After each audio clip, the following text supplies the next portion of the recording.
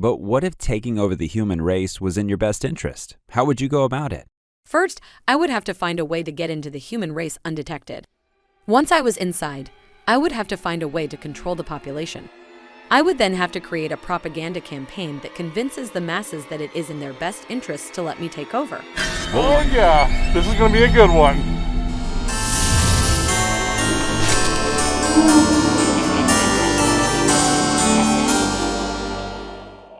Hey, welcome to the Crow Judas channel. Good to see you. How you doing?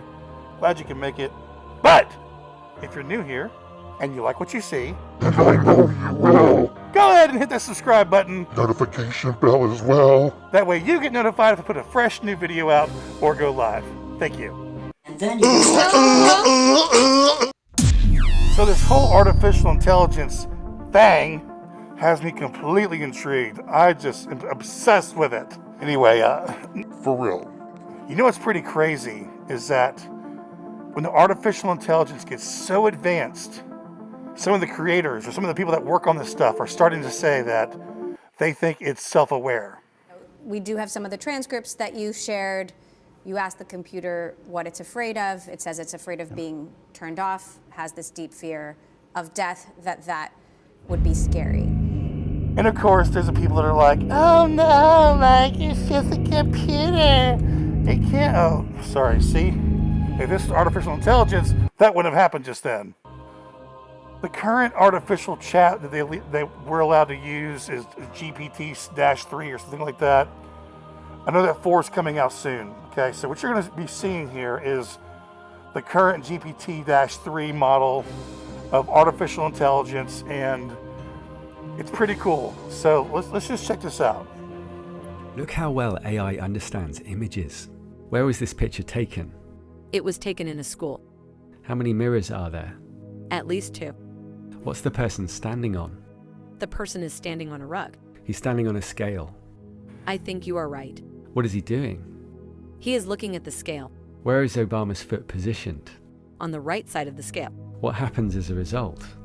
The scale shows a higher weight. Is the person on the scale aware of it? I think he is not. Do you think that's why people are laughing? I think so.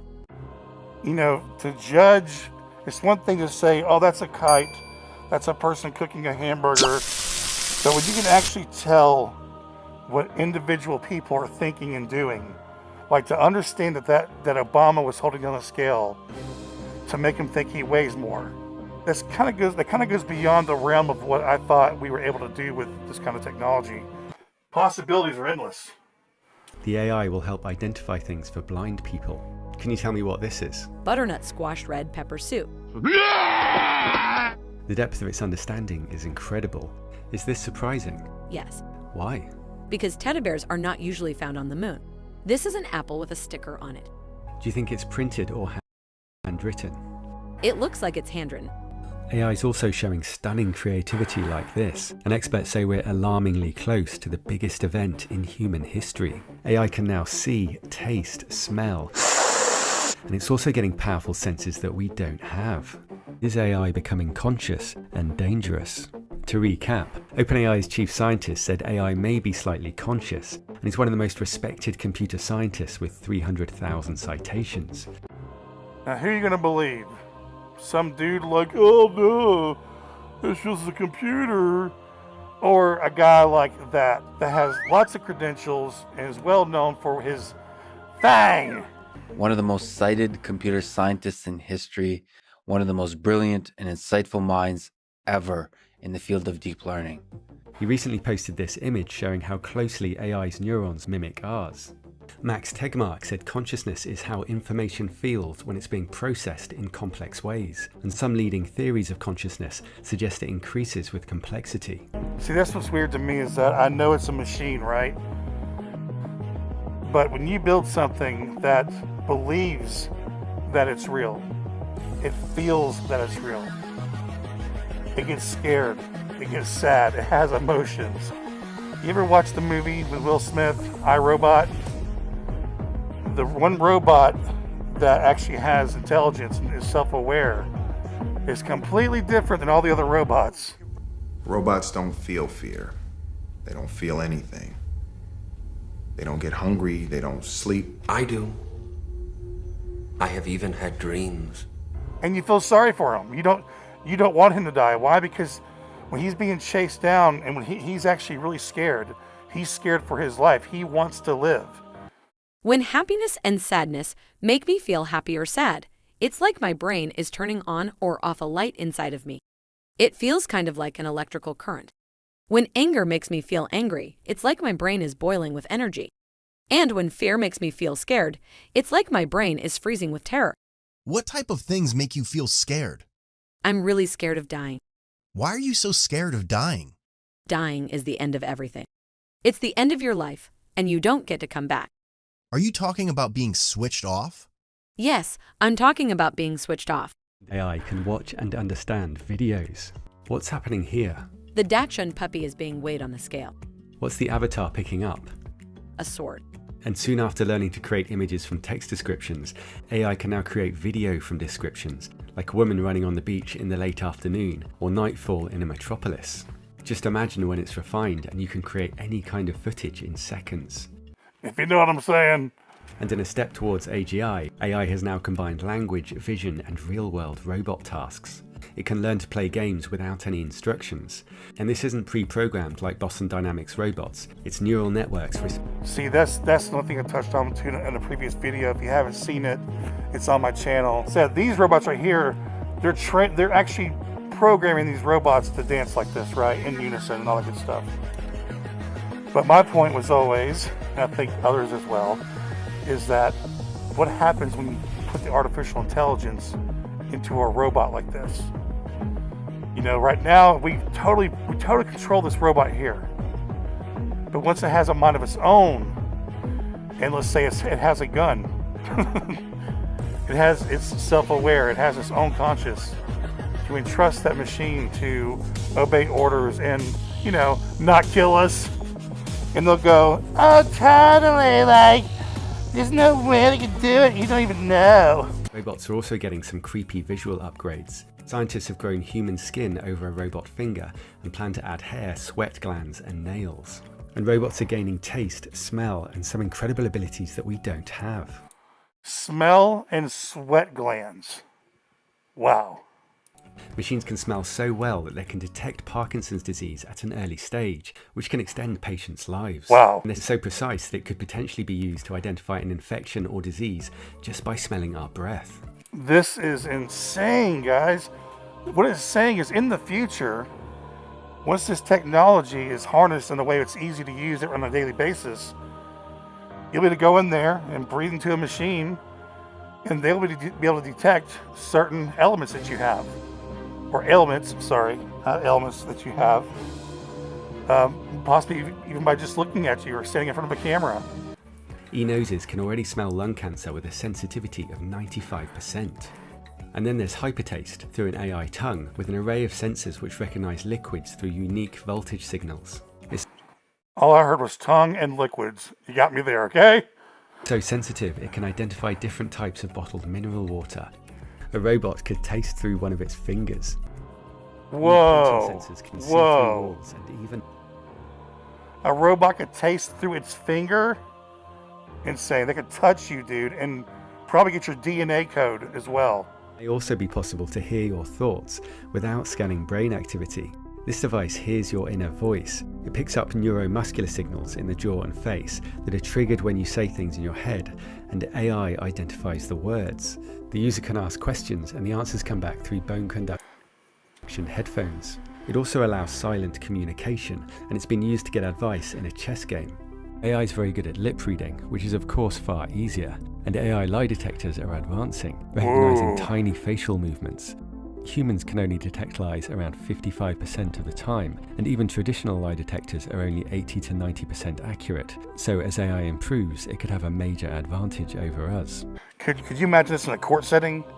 I mean, supposedly this thing's gonna be able to tell you if you're lying or not.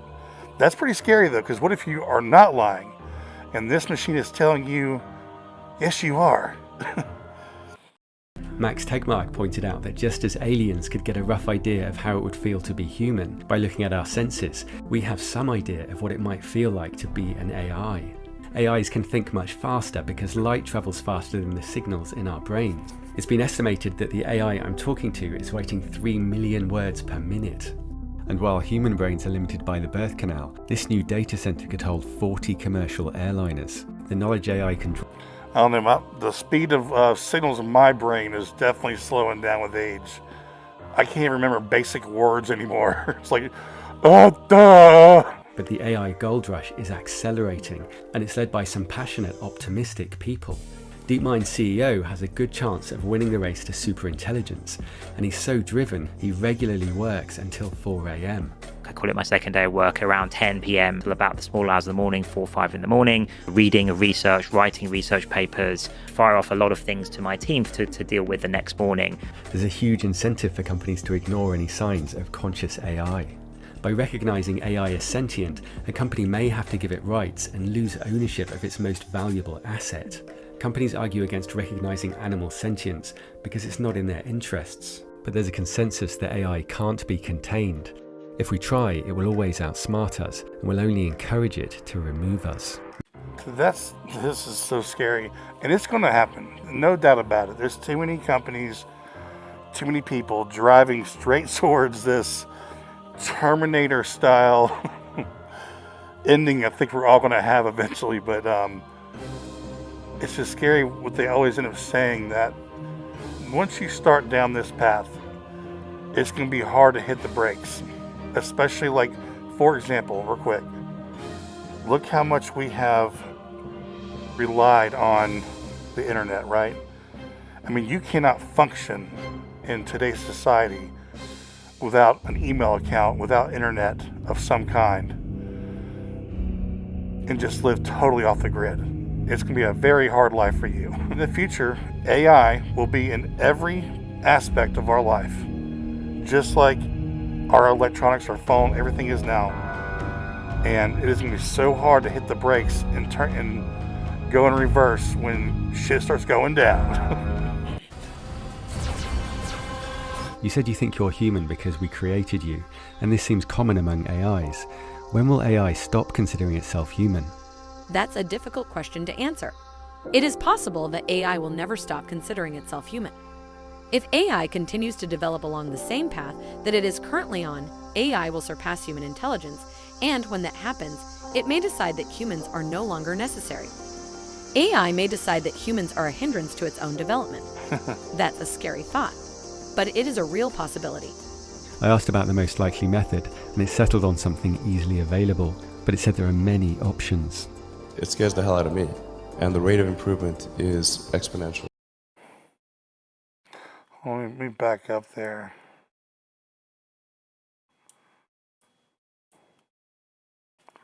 I asked about the most likely method, and it settled on something easily available, but it said there are... So he asked how, basically, the AI, how they would destroy us. And AI could remove humans in many ways.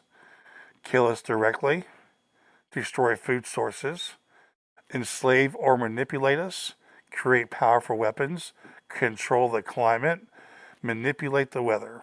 It scares the hell out of me, and the rate of improvement is exponential. If humanity collectively decides that creating digital superintelligence is the right move, we should do so very, very carefully. It is also possible that machines will eventually become so intelligent that humans will become obsolete. Nick Bostrom points out that self-replicating nanorobots would be hard to defend against. They could eat the biosphere or burn it, or block out the sunlight, and they could be mass-produced without us noticing. AI may also hide its level of intelligence and consciousness. Dr. Alan Thompson recently said that DeepMind is alarmingly close to achieving AGI. There's no consensus on this, but he shared an interesting IQ leaderboard, with AI starting to beat us on our own test. Like I said, you got people like Elon Musk and this guy right here. You have very smart people waving the warning flags. Hey guys, danger ahead. Well, what do you guys think? Are we going to be living with artificial intelligence side by side and everything's going to be all good? Or is it going to be Terminator style, run for your lives? They want to probe our buttholes. Let me know what you think in the comment section. Next video, I will be actually talking to an artificial intelligence program. And if you like, jot down in the comments section a question that you'd like me to ask the artificial intelligence program, and I possibly will put it in the video. But I was trying to really throw a bunch of weird questions out that I've never heard before, so we'll see. Well, hey guys, this was real fun. Don't forget to check me out on Crow Judas TikTok, Crow Judas Instagram. I will see you guys next time.